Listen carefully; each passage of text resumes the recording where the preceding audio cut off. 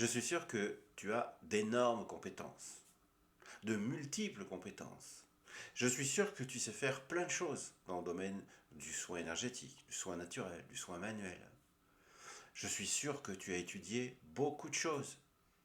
Je suis sûr que depuis des années, tu cherches à te développer et que tu as accumulé un savoir-faire important.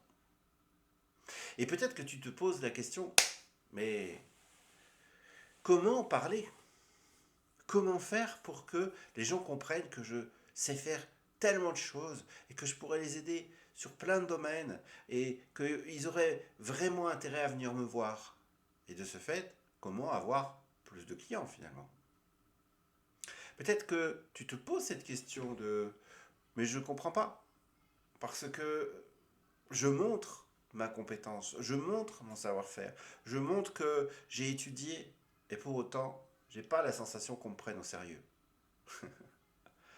Alors si tu te poses cette question, ou une question équivalente, je te propose, moi, de renverser le problème et de te dire, et si finalement les gens ne comprenaient pas ce que je dis?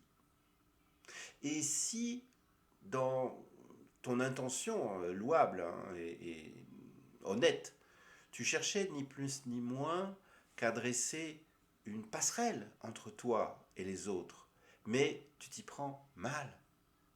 Tu penses qu'à partir du moment où tu vas annoncer prestation numéro un, prestation numéro 2, prestation numéro 3, que les gens vont s'y retrouver. Un peu comme au restaurant où on a la carte des entrées, la carte des plats, la carte des desserts, la carte des vins, et qu'on va composer à la carte. Non, ça ne fonctionne pas comme ça. Ça ne fonctionne pas comme ça parce que tu es face à des gens qui ont un problème. Ils ont une souffrance. Ils ont une tension, un blocage, une douleur. Et c'est pour ça qu'ils viennent te voir.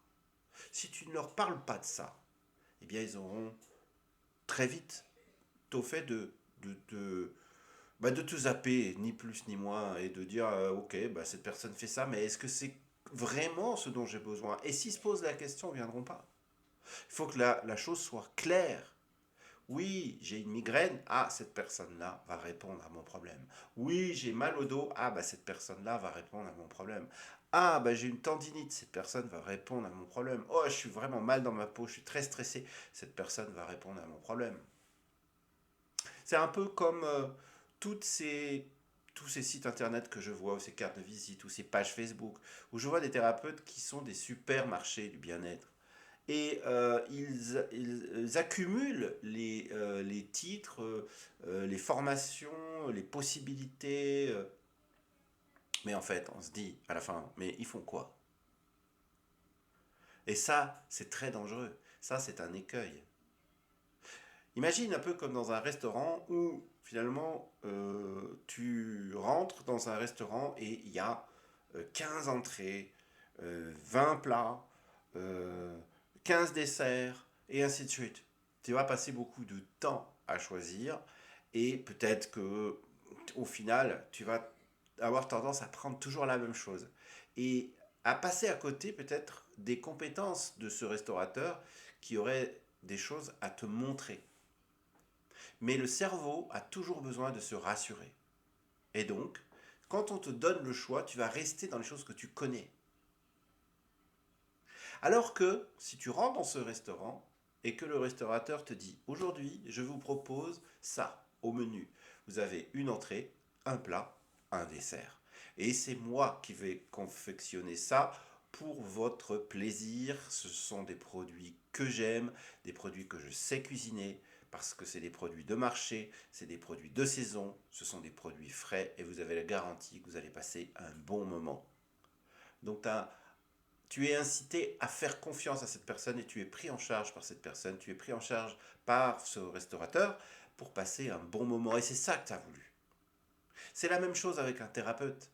Quand tu viens en tant que client, tu as besoin d'être pris en charge, Tu as besoin d'avoir une personne qui entend ton problème. Donc, il faut qu'elle parle du problème que tu puisses avoir. Donc, quand tu es toi thérapeute, tu dois aborder les problèmes des gens et non pas tes compétences directement. Mets-toi en second plan. Parle des problèmes que les autres ont. Parle-leur de leur souffrance, parle-leur de leur mal de dos, de leurs problèmes digestifs, de leur mal-être, de leurs difficultés à récupérer. Parle-leur de cela. Et plus tu leur parleras de ce que tu connais de leurs problèmes, parce que c'est peut-être un problème que tu as surmonté toi-même, plus tu seras capable de susciter l'attention chez les autres. Dès lors, il n'est plus nécessaire de proposer toutes tes compétences sous forme de prestations. Parfois, une prestation va suffire, parce que derrière cela va ouvrir sur des possibilités qui seront multiples. Mais le point d'entrée de tout ça, c'est la connexion entre toi et les autres. Les autres ont un problème. Si tu ne leur parles pas de leurs problèmes, il n'y a pas de connexion. Si tu ne leur parles que de tes compétences, ils s'en foutent.